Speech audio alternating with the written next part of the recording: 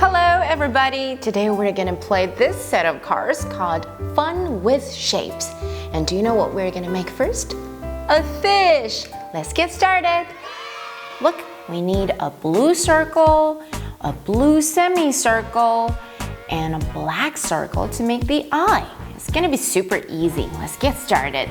Here we can get this blue circle. Where shall we put it?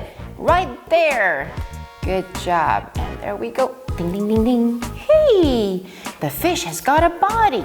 And now we're gonna take this semicircle off. Ding, ding, ding, ding. Hey, that's good. So we're gonna put it right here as the tail. And what else do we need? Da-da-da-da. An eye.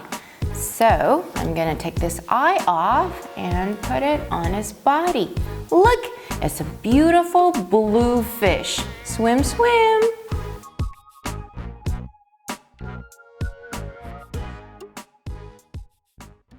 Well done! You've made a really beautiful fish. I like it so much. Remember? Fish, fish. A fish can swim. Fish.